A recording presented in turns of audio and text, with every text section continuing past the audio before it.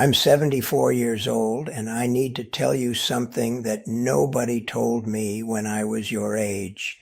Next year, that's what I kept saying. Next year, I'll start that business. Next year, I'll take that trip. Next year, I'll fix things with my brother. Next year, I'll write that book. Next year, I'll learn to play piano. Next year, I'll be brave enough to try. Next year turned into next decade, and now I'm here, sitting in my apartment with a lifetime of next years behind me, and the truth is crushing. I ran out of years. My name is Robert Chen. I'm 74 years old, and 3 months ago I had a heart attack. Not a massive one, but enough to land me in the hospital for 5 days. Enough to make me think about time differently. Enough to force me to look at my life and see it clearly for the first time. When the doctor told me I was lucky to be alive, I felt something unexpected, not gratitude, anger. I was angry because I realized I'd wasted being alive for decades. Let me take you back.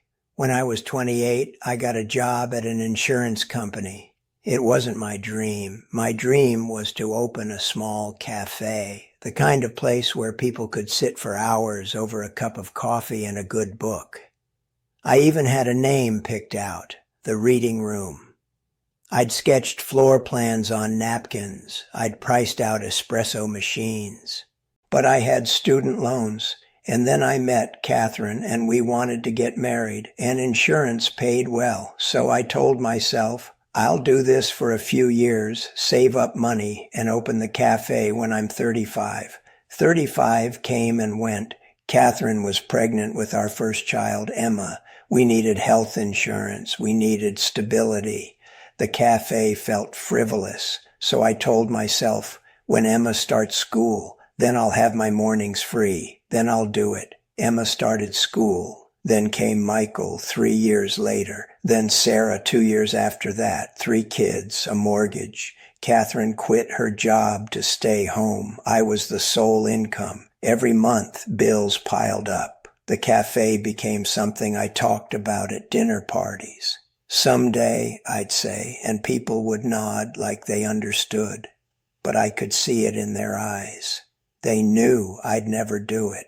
When I was 43, my father died. He was 71. Heart attack, same as mine would be 31 years later. At his funeral, my uncle pulled me aside. Your dad always talked about taking a trip to Ireland, he said. He was going to go next year. Every year it was next year. He died without ever seeing Dublin. That hit me hard for about a month. Then I went back to work, back to the routine, back to telling myself, when the kids are grown, when they're in college, when I don't have tuition to pay, then I'll have freedom, then I'll open that cafe, then I'll live. You see what I was doing? I was waiting for life to get easier before I started living it. Here's what nobody tells you. Life never gets easier. It just changes which hard things you're dealing with. When I was 52, all 3 kids were in college. Catherine went back to work part-time at a gallery she loved. We had some breathing room. This should have been my moment. Instead, I got scared. I'd been talking about the cafe for so long that it had become part of my identity. Robert, the guy who's going to open a cafe someday. What if I actually tried and failed? What if I opened it and nobody came? What if I was bad at it? What if I'd been lying to myself for 25 years about what I wanted, so I waited just a few more years, until the house was paid off, until retirement, until I had enough saved that I could afford to fail. I was 59 when Catherine got sick. Breast cancer, stage 3. Everything stopped. The cafe didn't matter. Nothing mattered except getting her through treatment. 2 years of hospitals and chemo and radiation and fear. I took leave from work. I stayed by her side. I told her about all the things we'd do when she got better, the trips we'd take, the cafe I'd open, and she'd help me run. She died 3 weeks after her 61st birthday. At her funeral, our daughter Emma stood up to speak. She talked about how Mom always wanted to paint, really paint, not just as a hobby. She wanted to take classes, maybe sell her work at local markets, but she was always too busy with us kids, too busy with the house, too busy supporting my career. She was going to start next year, Emma said, crying. That's what she told me a month before she got sick. Next year, she was finally going to do it. I sat there in the front pew and felt something break inside me. We'd both been doing it, both of us, postponing, waiting for perfect conditions that never came. After Catherine died, I threw myself into work. What else was there? The kids had their own lives. Michael was in California. Sarah was in Boston. Emma lived 20 minutes away, but she was busy with her own family. I'd go to work, come home to an empty house, watch television, go to sleep, weekend after weekend alone. I told myself I was grieving, that I needed time, that next year I'd figure out what to do with the rest of my life. I retired at 67. The company threw me a party, 40 years of service. They gave me a watch and a plaque. People made speeches about dedication and reliability. I smiled and thanked them and went home to my empty apartment with my watch and my plaque and absolutely no idea what to do with myself. I thought retirement would be freedom. Finally, no more excuses. Finally, time to do everything I'd postponed. But here's the truth. I'd spent so many years waiting that I'd forgotten how to start. I was 67 years old, and I didn't know who I was without my job. The cafe dream felt ridiculous now. I was too old, too tired, too afraid. What did I know about running a business? What did I know about anything except shuffling papers and attending meetings? So I told myself, next year I'll figure it out. Next year I'll find a purpose. 68 came. I played golf once a week with a neighbor. I watched a lot of television. I had lunch with Emma once a month. I was existing, not living. Existing, 69, 70, 71, the same, every day blurring into the next. I wasn't unhappy exactly, I just wasn't anything. I was a man taking up space, waiting for next year. That's when everything changed. It was a Tuesday morning in March. I was at the grocery store, reaching for a box of cereal on the top shelf, when I felt it. Pressure in my chest, pain shooting down my left arm. The room tilted sideways. I woke up in the hospital. Emma was there, holding my hand, crying. The doctor was talking about arterial blockage and stents and lifestyle changes. I heard the words but couldn't focus. All I could think about was a question that wouldn't stop screaming in my head. What have I done with my life? 74 years. What did I have to show for it? A career I never wanted, a cafe I never opened, books I never wrote, piano I never learned, trips I never took, a brother I hadn't spoken to in 8 years because of a stupid argument I kept meaning to fix next year. I'd spent my entire life in the waiting room of my own existence. That night in the hospital, alone in the dark, I made a promise to myself. No more next year. Whatever time I had left, I was going to use it. The doctor said I was lucky. The blockage wasn't as bad as it could have been. With medication and lifestyle changes, I could have years ahead of me. Maybe 10, maybe 20 if I was very lucky. I didn't want to just have years. I wanted to live them. When I got home from the hospital, I did something I'd never done before. I made a list, not a list of someday dreams, a list of things I was going to do in the next 6 months, not next year, now. First thing, I called my brother David. We hadn't spoken since our mother's funeral 8 years ago. We'd argued about something stupid, something I can't even remember now. Pride kept us apart, and that phrase I'd become so good at, I'll call him next year, when things cool down, when I'm ready. My hand shook when I dialed. The phone rang 4 times. I almost hung up. Hello? David, it's Robert. Silence. Long enough that I thought he might hang up. I'm sorry, I said. I'm sorry for the argument. I'm sorry for not calling. I'm sorry for wasting 8 years. More silence. Then, I'm sorry too. We talked for 2 hours that day. We've talked every Sunday since, 3 months now. 12 phone calls I almost didn't make because I was too proud, too stubborn, too sure there'd be time later. Second thing, I signed up for piano lessons. I'd wanted to play since I was a kid. My mother had an old upright in our living room. I used to sit and press keys, dreaming of making real music, but lessons cost money we didn't have. Then I got busy with school, with work, with life. Next year, I always said, next year I'll learn. I found a teacher online, a woman named Patricia, 62, retired music professor who gives lessons to seniors. My first lesson was terrifying. My fingers felt thick and clumsy. I could barely read the music. Patricia was patient. "You're not too old," she said, like she could read my mind. "You're just finally ready." I practice every day now, an hour in the morning. I'm not good. I'm learning Für Elise, and I sound like a drunk elephant most of the time. But I'm doing it, actually doing it, not just talking about it. Third thing, I started writing, not a book. That still feels too big. But I bought a journal and I write every morning about Catherine, about the life we had, about the regrets I carry, about what I'm learning now, about what I wish I could tell my younger self. Writing it down makes it real, makes me accountable, makes me see patterns I'd been blind to for decades. Fourth thing, I joined a group. There's a community center 3 blocks from my apartment. They have a book club that meets every Thursday. I'd walked past the sign for 5 years. Always thought, maybe next month, maybe when I have more time, maybe when I've read more. I went.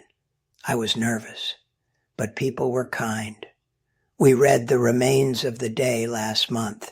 We talked about Stevens, the butler, and his lifetime of emotional repression and wasted chances.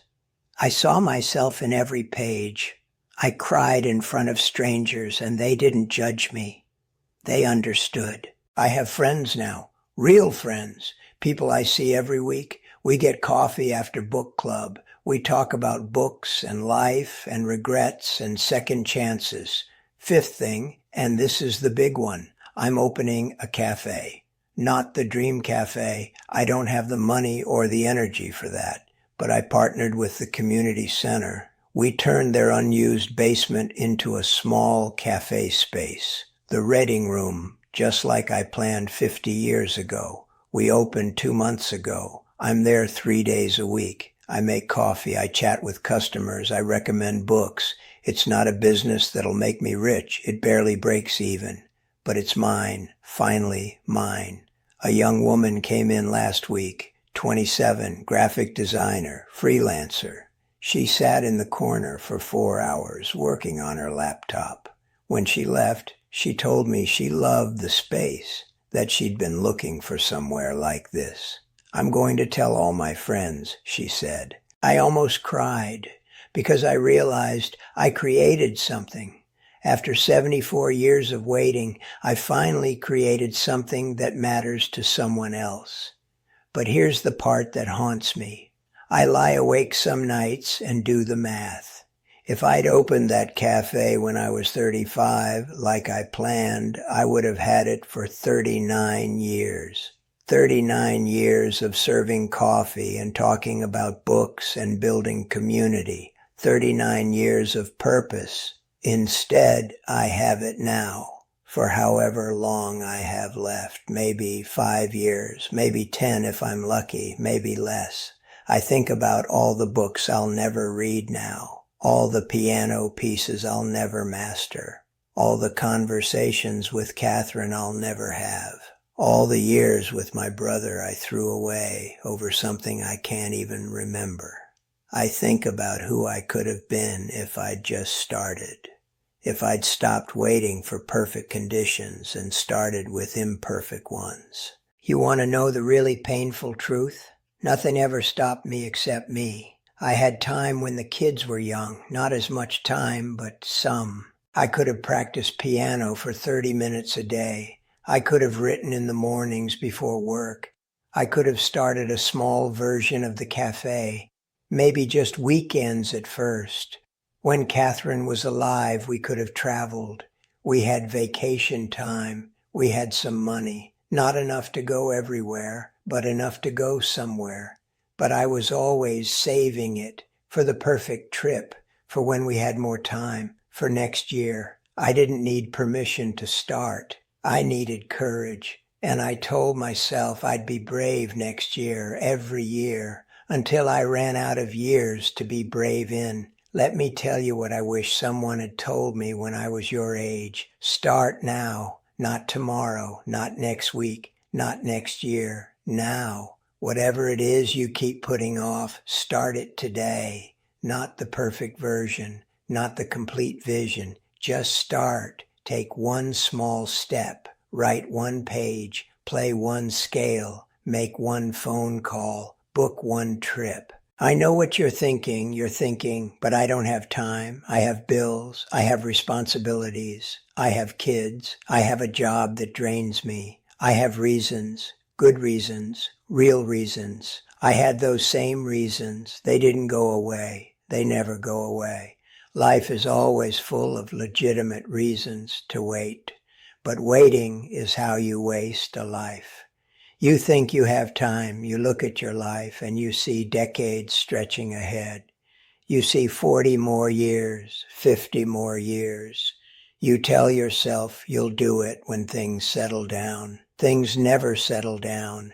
There will always be a crisis, a bill, a responsibility, a reason to wait just one more year. And then one day you're 74 years old with a stent in your heart and a lifetime of almost behind you, and you realize you didn't just postpone your dreams, you postponed your life. Here's what I've learned these last 3 months. Doing the thing badly now is better than doing it perfectly never. My piano playing sounds terrible. I don't care. I'm doing it. My cafe is tiny and barely profitable. I don't care. It exists.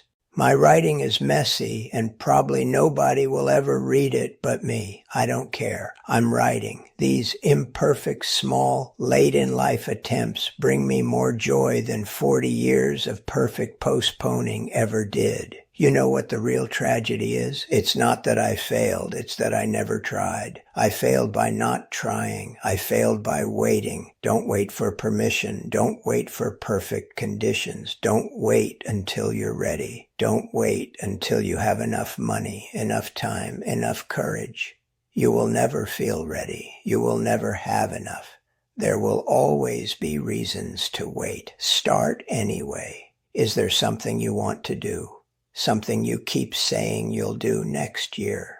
Do it today, right now. Close this browser, put down your phone, take one concrete step toward that thing.